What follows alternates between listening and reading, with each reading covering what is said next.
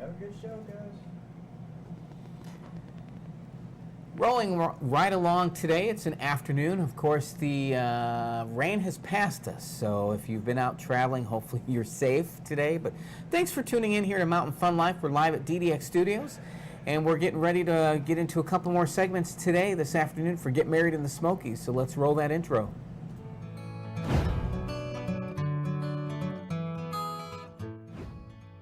Smoky Mountain Sounds is proud to be a community sponsor of Get Married in the Smokies. Smoky Mountain Sounds is your one-stop resource for your wedding needs here in the Great Smoky Mountains of Tennessee. You can check us out on the internet, SmokyMountainSounds.com, or on Facebook, Smoky Mountain Sounds. Smoky Mountain Sounds is a proud community sponsor of Get Married in the Smokies.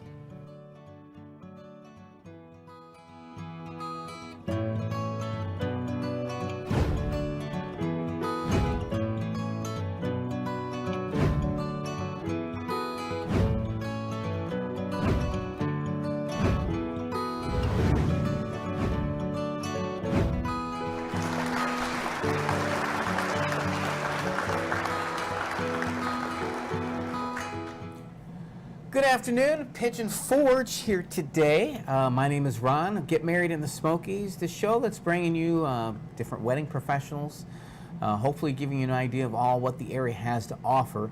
In the next few weeks, we're also going to try and do maybe a couple live remotes to put things in the mix there for Get Married in the Smokies. So if you have any questions, tune into Mountain Fun Life. If you have any things you'd like us to put on here, just let me know. I'd be glad to do that.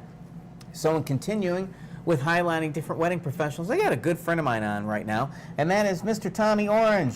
Tommy, how are you? I'm doing good, buddy. Thanks for having me. Yeah. Nice to be here today. It's a pleasure having you on. So you are the person who, you do a lot of weddings. We've got Tommy Orange, Sevier County Weddings, so you are an officiant. Yes. Now, for education purposes, explain to me what the difference is from like an officiant to a minister.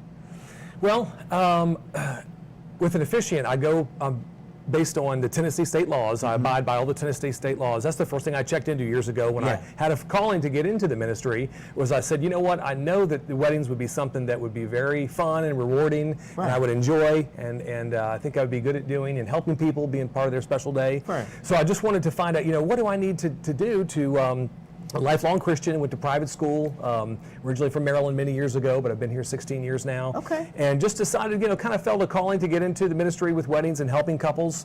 And went to the courthouse and talked to them a few times and found out what do I need to do to follow the steps to, you know, to be, you know, ordained. And I found out some of the Tennessee state laws that talk a little bit about that. And one thing led to another, and just you know, started to interview at chapels and different places, and kind of put you know, eventually some ads out online, and with to kind of get a little exposure myself out there, and came up with a couple of really nice ceremonies, really nice nice vow renewal ceremony, and a nice just a general non-denominational Christian ceremony, just about 10 minutes or less, so not too long, and everything. But started part-time, you know, year in 2010, part-time, and just one thing kind of led to another with some nice, I guess, with all the ones I was doing, and with a little bit of referrals and word of mouth, and then with the online and everything, and then after all, it was nice reviews, and then so I'd say it's been several years now. It's been full time, where I've been lucky enough to be able to get that many bookings per week, per month, per year. So you live in like a great area to do that. It's all due. That's another big reason. Such due to this unique area being such a destination site that gives me the blessing opportunity to be able to get the emails and the amount of calls I get and the bookings I get for the weddings. Some will, you know, book months and months in advance. Usually those are the larger weddings, typically, not always. And then you get the short notice, short notice that we're here today. We're getting married. What are you doing right now? And everything. I said, well, let me get ready. I've got to get dressed up and print out your ceremony, and it takes me a little time, but I can try to help you and everything. And with a lot of couples, you know, I found out that sometimes they want a nice Christian ceremony. They may or may not go to church, but they still want a nice Christian ceremony.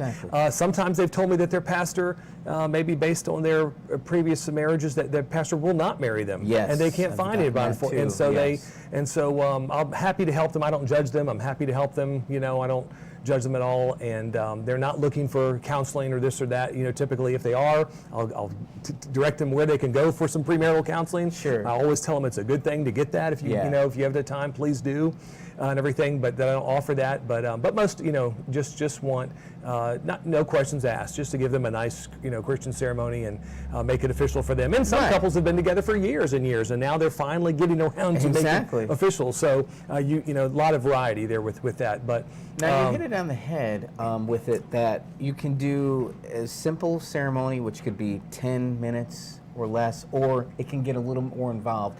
And is that based on information the couples give you? Yeah, if they do want to use a custom script ceremony or add in a unity candle or sand or 3-chord strand or something extra to it, where the children are pouring the sand with them or something like that, or having them up there and then mentioning words to them and having them feel a part of the ceremony too with the kid, with the kids, a lot of blended families. Then I'm happy to, that's fine with me. We'll work it all in. That may add a few minutes to it, which is fine. But it just depends. I mean, a lot of them want the short and sweet, and some are fine with a little bit longer if they want to have more customized personal ceremony. Some will say their own vows to each other, which is, I always tell them, you're welcome to do that. I would say most don't, so I have them built in and everything. But if they want to, that's wonderful. And I just tell them to bring the paper with them, whatever they need to do. I don't need to approve of ahead of time. They just need to bring the note card with them. They have, and also it's important to make sure they've got their marriage license. Marriage license, you need that, everything. A couple of rare times they forgot it and left it, and we got it later and everything. Okay. But typically, they bring that, and I always like to meet with them, get there early, and go over at least 15 minutes or more early, just to go over everything before we begin. Any last minute questions or details before we start. And then on occasion, I'll meet with them if they have time to meet in advance, just for a cup of coffee in advance. Right, and that makes sense. If they come into just town to early. See, good fit, comfortable with meeting them. Good to meet. They really want to get to know me, my personality a little better before they book with me and everything. So I don't mind meeting, for a cup of coffee and just going over the ceremony ahead of time and everything. But usually I just arrive early the day of, and just meet them and everything. And being that, now we average, and I throw these numbers out as an average, it's not specific, but between 8,000 and 15,000 weddings in this area a year. And that's an average number. I wouldn't say it's too much lower, it could be higher, but we don't know exact numbers. Would you you think that's pretty average as far as the amount of weddings that take place? Yeah, I think that's true. I went from, it was part-time when it was about, 100 to 200 a year or something like that, to now, it's several hundred or more per year with all the different ways I get my bookings and everything. But but like you said before, there's enough to go around for sure. Yes. There's so many that I sometimes will have to. Luckily, I can network and refer to a few other officiants in the area because I don't want to leave the couple high and dry, and I want to help them find someone. So I'm happy to help them find someone if I am booked and I'm not able to be there. If they can't change their time, and some can and some can't, then I'll try to help them find someone. Everything to. And the ordination, if I'm correctly, because your title is Reverend, correct? Yeah. Reverend Tommy Orch, and the ordination is specific to being ordained for ceremonies. Is that correct, or? Actually, with the National Association of Christian Ministers, who I went through to get mine, one of the questions was, they said, well, do you want to start your own church? Do you want to start, or just do weddings, or what if what do you want to do? Different. And we had it was an interview process with them, and a lot of questions were asked. I wanted to just told them that I no desire to open my own church. Everything.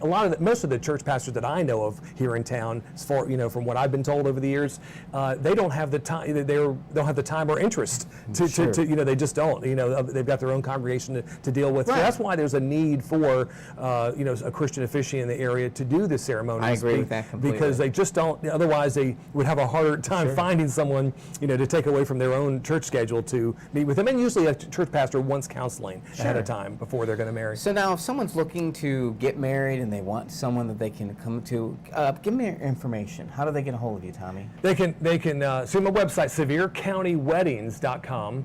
I was lucky enough years ago when I got that site that I was surprised that was available. So that's helped me with the Google searches and all that. But SevereCountyWeddings.com, Facebook, same name for my weddings page, Sevier County Weddings.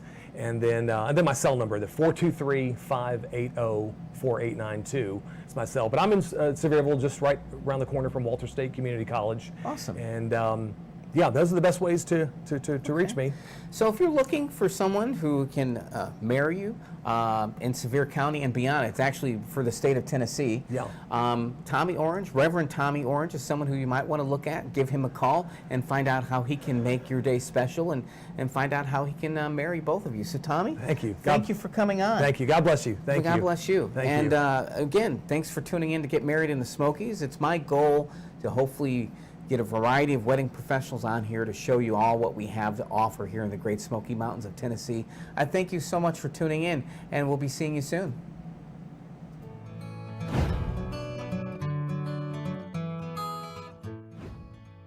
Smoky Mountain Sounds is proud to be a community sponsor of Get Married in the Smokies. Smoky Mountain Sounds is your one-stop resource for your wedding needs here in the Great Smoky Mountains of Tennessee. You can check us out on the internet, SmokyMountainSounds.com, or on Facebook, Smoky Mountain Sounds. Smoky Mountain Sounds is a proud community sponsor of Get Married in the Smokies.